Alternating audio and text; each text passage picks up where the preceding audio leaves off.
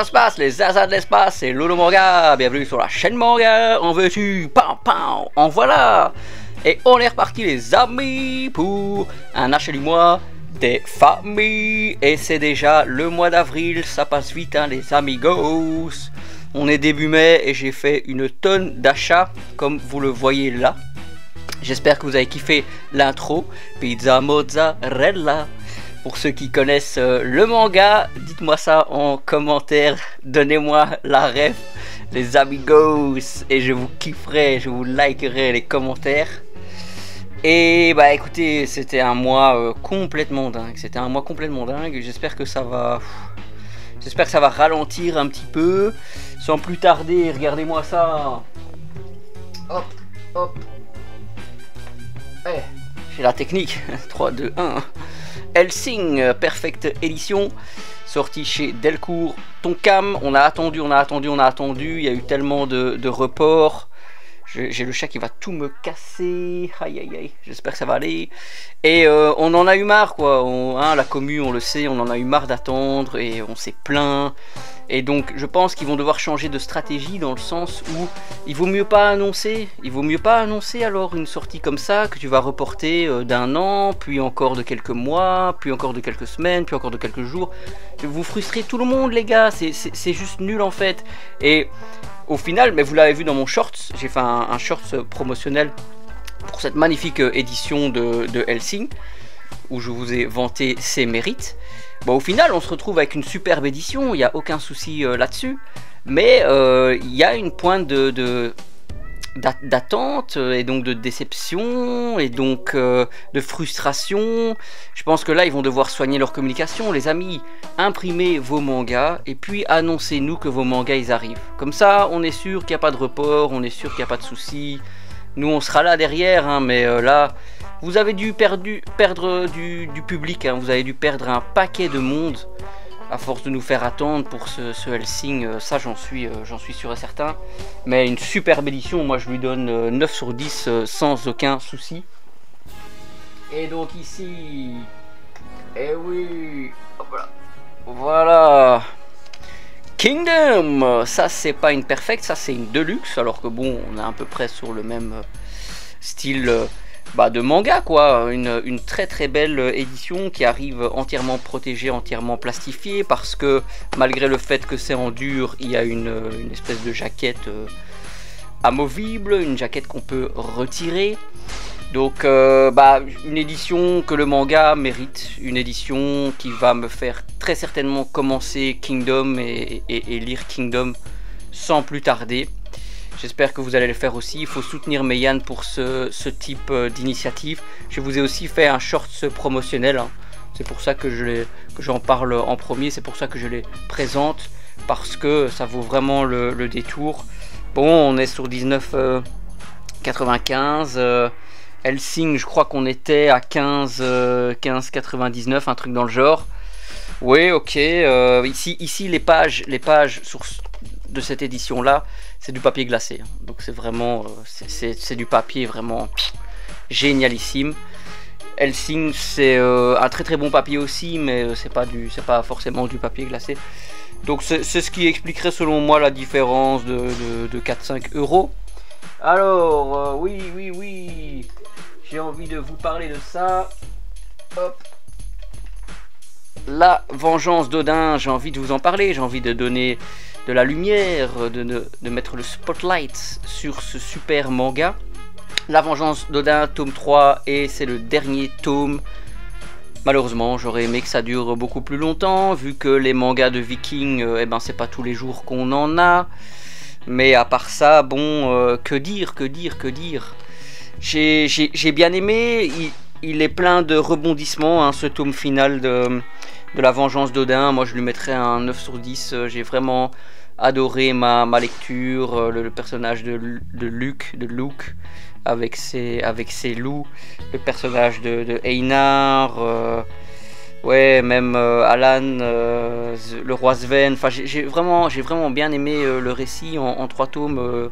L'auteur arrive vraiment à nous galvaniser Bah, c'est quand même assez triste hein, la fin, mais bon, écoutez, c'est un manga de viking. Ça va pas se finir sur des bisous au Valhalla. Faut pas déconner, hein, les amigos. On est là, la chaîne Seinen, on est là. Eh oui, j'ai adoré. Je vous le conseille, La Vengeance d'Odin. Il y a personne qui en parle. Vous m'énervez là. Vous qui avez 50 000 followers, vous m'énervez à pas parler des vrais bons mangas là. Vous nous parlez tout le temps, ouais, le physique c'est fini, faut acheter des scans. Hein. Mais non, vous me saoulez. Parlez des vrais mangas qu'on imprime. Alors, Blue Lock, tome 26, Pika édition, bien sûr que je l'ai lu et je vous en parle. On a le match entre le Bastard München et la Ubers, le club italien avec Shaw et Barrow en pointe qui se poursuit. Un match dantesque hein, avec plein d'actions, en veux-tu en voilà, enfin c'est une folie ce match. On voit aussi un petit peu des flashbacks, on voit un petit peu le passé de certains personnages, de certains nouveaux personnages qu'on a appris à connaître dans cette équipe de la Ubers, entre guillemets Snuffy, cette fois-ci, qui n'a pas eu un passé facile avec un de ses coéquipiers, qui l'a perdu en cours de route. Et vraiment, moi, je lui mets 9 sur 10, un superbe tome qui retranscrit bien toute l'âme de ce qu'est Blue Lock, c'est-à-dire un super manga de sport qui vous donne envie de lire chaque page, de lire chaque chapitre, de lire chaque tome immédiatement. Pas compliqué à comprendre, pas compliqué à suivre, même s'il se passe 2 mois entre un tome, on sait où on est, on sait où on va. Non, vraiment des dessins de qualité. Vraiment, je vous conseille un Blue Lock sur la chaîne, c'était mon manga phare de 2024, c'est clair et net. Et ici, bah effectivement, on a épisode Nagi, ouais, tant mieux, on a une double dose de Blue Lock, de temps en temps. Et ici, bah, comme je vous l'avais dit la dernière fois, à partir du tome 4, on est dans de l'inédit. On est dans des matchs, les fameux matchs de qualification qu'on n'a pas vu que Isagi est parti de son côté. Ici on suit Nagi, on suit Shigiri, on suit je sais plus s'il y avait Barrow, on suit Barrow, donc c'est vraiment voilà, c'est des personnages que moi j'aime beaucoup dans l'univers de Blue Lock. Donc c'est vraiment très quali et c'est de l'inédit, c'est chouette de voir ces matchs là dont on n'a pas eu l'occasion d'en connaître les tenants et les aboutissants. Donc c'est un bon 8 sur 10 pour ce Blue Lock épisode Nagi que je vous conseille fortement bien sûr. Alors, hop, je sais pas, est-ce que j'ai ma couette? Non, mon chignon qui se barre, je ne sais pas, à vous de me le dire. Oh, Jujutsu Kaisen, tome 26. Un tome, les amis, déterminant. Un tome déterminant. Vous avez vu les bilans lecture de Jujutsu Kaisen. J'étais pas trop ouf, j'étais pas trop in sur la fin. Mais j'ai bien fait de tenir, de mordre sur ma chic, d'en arriver à ce tome 26. Le fameux combat entre Sukuna / Megumi et bien sûr notre cher ami, comment s'appelle-t-il encore, oh là là, bah Gojo, ouais, Satoru bien sûr. Oh, je lis tellement de choses que j'en oublie les noms des principaux protagonistes. Eh bien écoutez, moi je vais rien dire par rapport à ce tome, mais voilà, j'étais dégoûté. Ceux qui l'ont lu, ils savent pourquoi, j'étais dégoûté. Je sais pas vers quoi on va aller. Est-ce que Yuji va un peu reprendre la main dans tout ce combat, dans tout cet affrontement? Je ne sais pas. Mais c'est un tome que je me suis empressé de lire, qui détient une double page ou deux, bah, complètement dingue, hein, qu'on ne peut s'empêcher de regarder avec effroi. Voilà, comme l'auteur sait le faire, hein, il nous met un flashback du passé du personnage, et puis après il nous annonce la couleur. J'en dirai pas plus, mais c'était un très bon tome de Jujutsu Kaisen. Je lui mettrai 9 sur 10, franchement c'est une lecture génialissime. Alors, ici, comme vous l'avez compris, on est sur tout ce que j'ai lu. Hein. Pour l'instant, on va vraiment parler de tout ce que j'ai lu. Et j'ai lu Sakamoto Days, tome 17 déjà. Et comme je l'ai déjà dit, je sais pas si je l'ai déjà dit, en tout cas je le dis ici, l'animé il est claqué au sol. Il ne rend vraiment pas hommage au manga qui est Sakamoto Days. Sakamoto Days, c'est vraiment super, c'est vraiment des doubles pages génialissimes, de l'action vraiment hollywoodien, super bien mis en scène. C'est un scénario qui suit bien son cours, il y a plein de personnages attachants et charismatiques, que ce soit les antagonistes ou les protagonistes. Non, franchement, il n'y a rien à dire par rapport à ça. Ce tome 17, il est génial, moi je lui mets 9 sur 10. On est toujours au musée là, il se passe plein de trucs dans ce musée. Il y a vraiment des enjeux très concrets qui sont en place. Sakamoto recommence à jouer un rôle important dans cette histoire-là aussi. Slur reste dans l'ombre, hein, il gère, il envoie un petit peu ses sbires. Et je sais pas, moi, le dénouement, il va être gigantesque, quoi, il va être génial. Franchement, tome 17 déjà, combien de tomes est-ce que ça va durer cette histoire? Je ne sais pas. À vous de me le dire si vous avez l'information, je n'en sais rien. Je crois qu'on est à jour sur la sortie au Japon, hein, je crois, mais je sais pas. Hop. Hop, alors, on était content de retrouver One Punch Man ce mois-ci. Regardez la superbe jaquette avec King qui nous fait son attaque spéciale de dingos, hein, mais bon, pour ceux qui savent, hein, ceux qui savent, ils savent. Voilà, ceux qui savent pas, ils se disent ouais, il est trop badass. Et ceux qui savent, ils savent. Mais il y avait une jaquette alternative, moi, que je trouvais jolie, mais sans plus. Il y avait un collector, voilà, quand même assez onéreux, pour un petit stand acrylique, avec un petit décor en carton tout fin derrière. Non, désolé les amis, voilà. Moi j'ai pris le tome simple, regardez tous les achats qu'il y a, toutes les sorties, dès qu'on suit un peu quelques mangas, regardez tous les mois, ça devient pharaonique. Donc il va falloir faire des choix, il va falloir arrêter certaines séries, je vais arrêter certaines séries et je vous en parlerai les mois prochains où les tomes sortent. Je vous dirai quelles sont les séries que moi j'arrête tout doucement d'acheter. Mais super, 9 sur 10 ce tome, tout cet affrontement se poursuit. On a l'affrontement entre Bang et Garo qui prend fin. Enfin, après Garo il se met aussi à affronter les monstres, mais il affronte les héros. Enfin, c'est une singerie. C'est une dinguerie ce tome de One Punch Man, je l'ai adoré. J'ai très rapidement envie d'avoir la suite. J'ai très rapidement envie qu'on en arrive à ce fameux affrontement entre Saitama et Garo. J'ai déjà vu un petit peu vite fait les scans et tout, je me suis déjà un petit peu spoilé et tout. Ça va être l'affrontement du siècle, les amis. Tenez le coup si vous en avez marre de One Punch Man. Si vous commencez à vous dire que c'est un peu long et tout, tenez le coup parce que je vous garantis que vous allez avoir une de ces récompenses. Une de ces récompenses à la hauteur. Et les amis, Yusuke Murata, il est dans le top 5 des meilleurs dessinateurs du game. C'est tout. À un moment, ouvrez vos yeux. Voilà, allez chez l'opticien si besoin. Mais non, c'est clair. Et ici. Ouais, je voulais vous en parler aussi. Dragon Hunt Tribe. C'est chez Ki-un. C'était par l'auteur de... Comment ça s'appelle à chaque fois? J'oublie.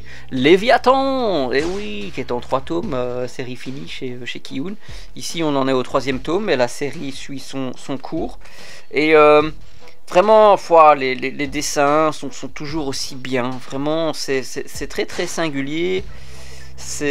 L'auteur, il a vraiment son trait, hein, il a vraiment son style. Cette histoire-là de chasseurs de dragons, d'enfants chasseurs de dragons et tout, vraiment, on est dedans. Je trouve ça super bien amené.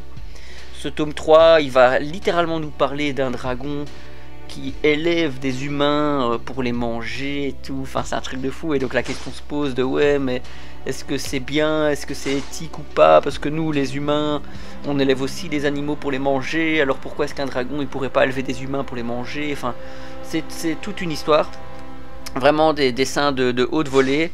On prend un grand plaisir à suivre ces petits enfants là qui en vivent des péripéties. Je vous le conseille à 100%. J'ai adoré ce tome, c'est 9 sur 10. J'ai adoré cette lecture, les amigos. Alors, hop là.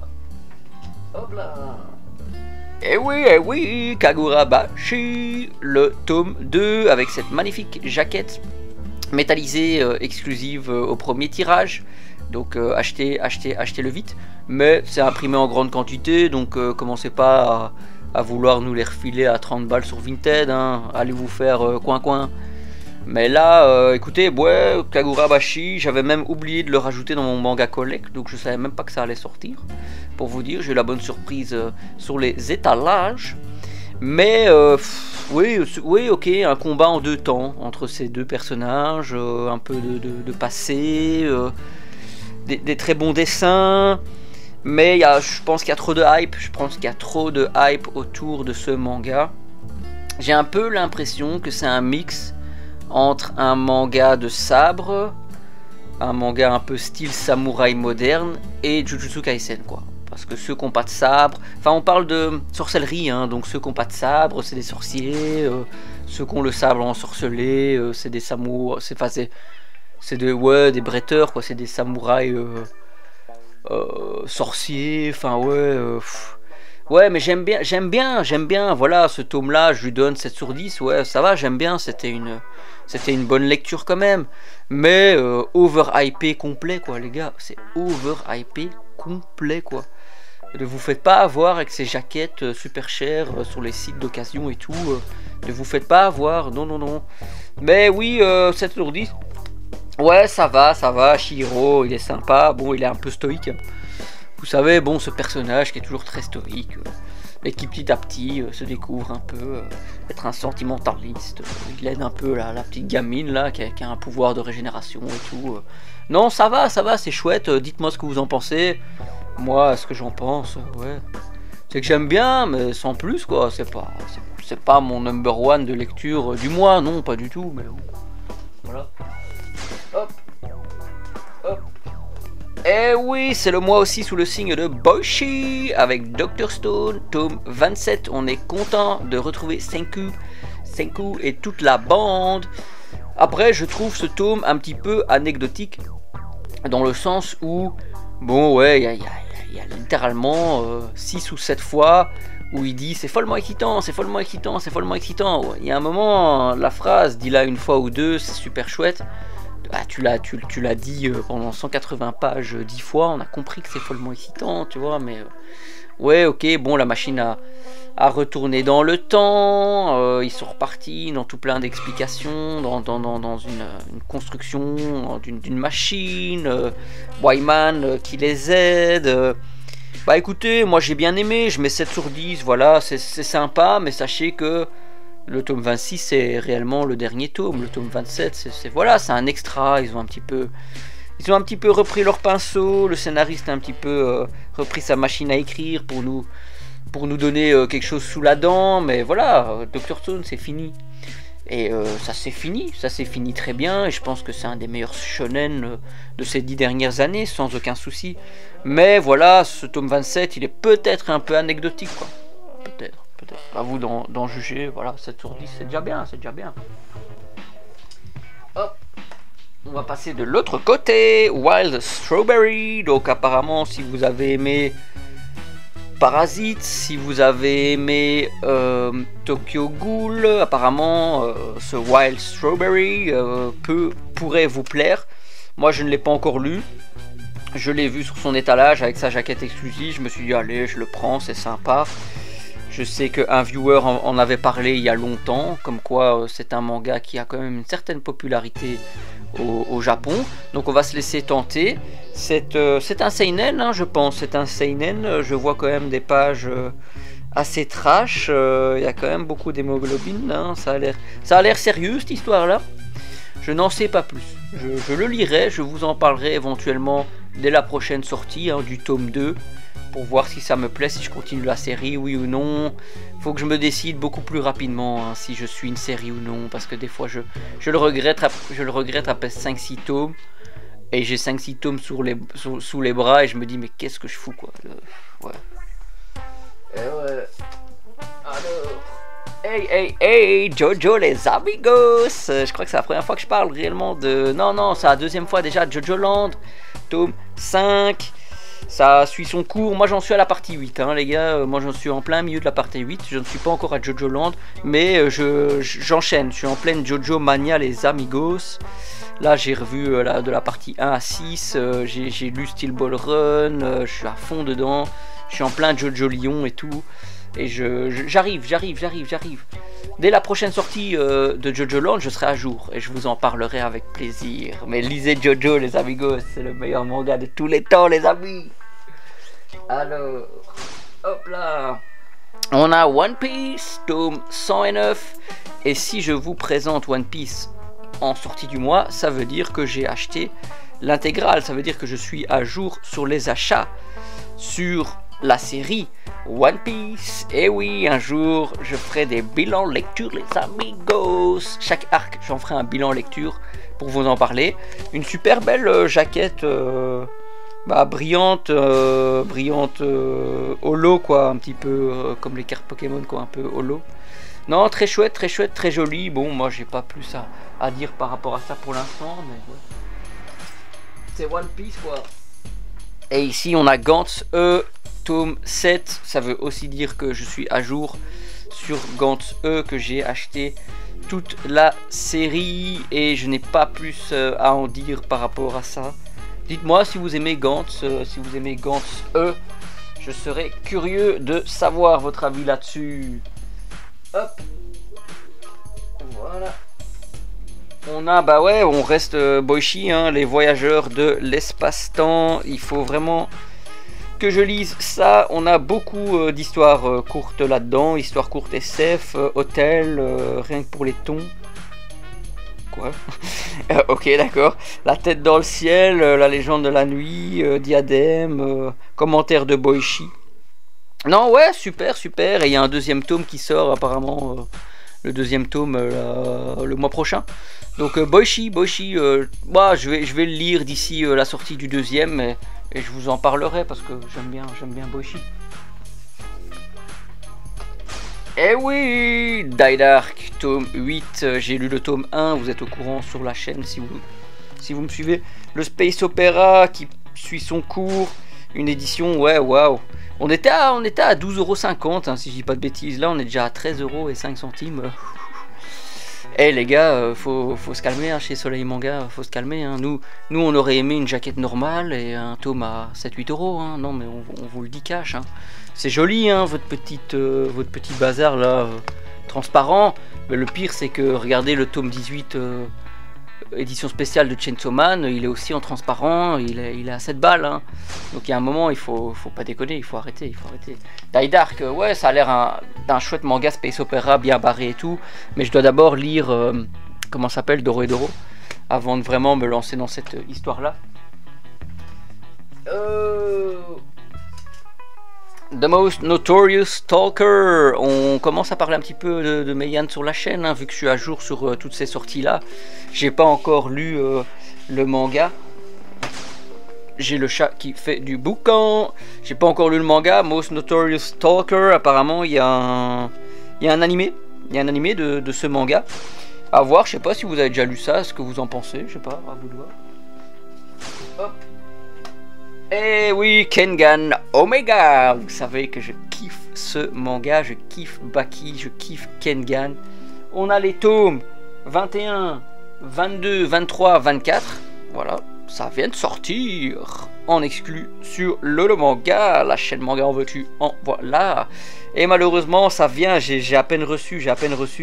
J'ai pas encore lu, mais je vais m'empresser de lire les 4 tomes pour vous en donner mon avis à la prochaine sortie. Mais en tout cas, ouais, je sais pas. Je dois me remettre dedans parce que je ne saurais même pas dire ce qui se passait au tome 20. C'est incroyable, j'ai lu tellement de choses, j'en suis désolé. Mais bon, c'est comme ça, c'est la vie de lecteur. Hop. Hop, et Ace of Diamond, tome 3, je vous en parle parce que c'est important, le manga de sport, le manga de baseball. Mais je suis pas in, quoi, j'ai lu le tome 1, j'ai vraiment kiffé.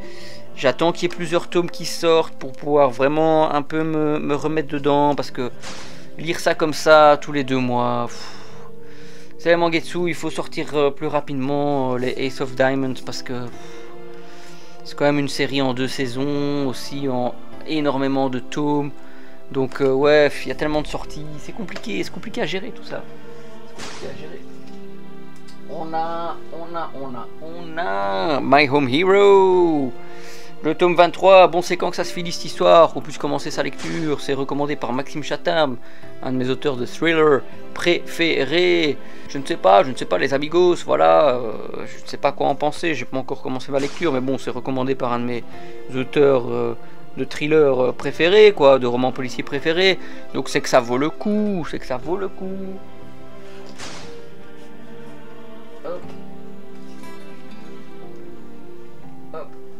Même en essayant de faire en sorte que ça ne dure pas longtemps, la vidéo durera longtemps. C'est incroyable, il y a trop d'achats. Hubelblatt 2.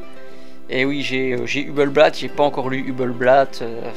Je ne sais pas quoi en penser, mais c'est de la dark fantasy, les amigos. C'est un peu le Link, le Dark Link, si vous connaissez un petit peu tout ce qui est Zelda, tout ce qui est Nintendo, c'est le Dark Link. Ouais. On va parler du Atom Magazine, c'est déjà le numéro 32, hein, c'est déjà le numéro 32, à l'arrière il y a la petite pub pour Kingdom, c'est sympa. Ici on est sur la fantasy, quoi. On est sur tout ce qui est vision de fantasy. On a un petit peu la croisade d'un téméraire, en terre promise, l'émancipation par l'humour. Non, j'ai déjà un petit peu feuilleté ce magazine. Il y a aussi une...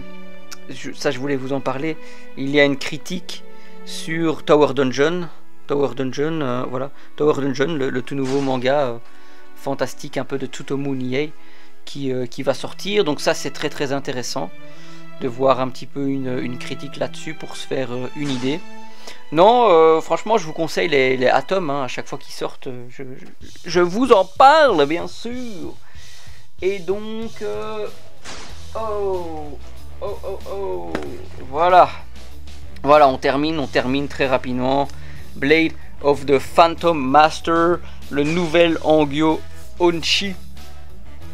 Voilà, c'était à la base, c'était sorti en format normal, quoi, chez Pika, en format manga. Maintenant c'est sorti chez Pika Webtoon, et vous voyez c'est une super belle jaquette. Tout a été colorisé, mais c'est une lecture façon japonaise, hein, c'est pas comme les autres manhwas où on lit à l'européenne. Non, ici c'est une lecture de droite à gauche. Franchement les dessins ils ont l'air tip top, bien sûr c'est impression façon webtoon, donc c'est vraiment génial. J'ai hâte qu'il soit sorti, c'est en 9 tomes, hein. Blade of the Phantom Master c'est en 9 tomes, dès que tout est sorti j'en fais la lecture et je vous en parle, bien sûr j'ai trop envie de lire ce manhwa, quoi. Et on a Soul Eater tome 10 Kurokawa avec cette magnifique édition qui ressemble très fortement à celle de Full Metal Alchemist. Soul Eater, et oui je vous en parle à chaque fois que ça sort. Je pense qu'il y a 16 ou 17 tomes. J'espère que ça sortira vite, que je puisse enfin lire ce manga.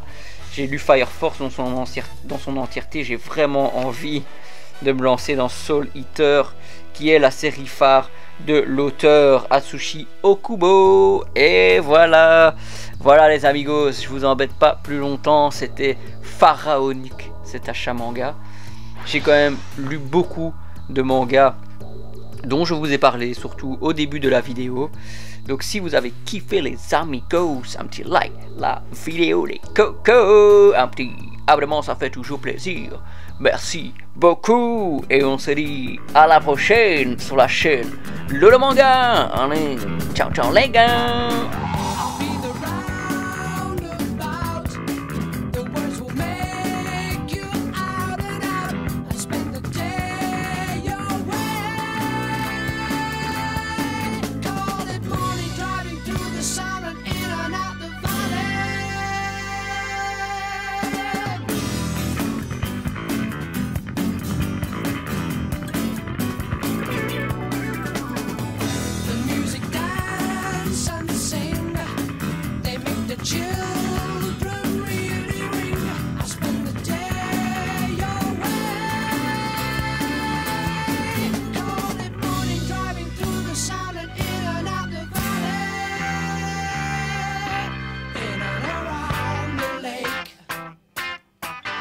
Come out of the sky and they stand there.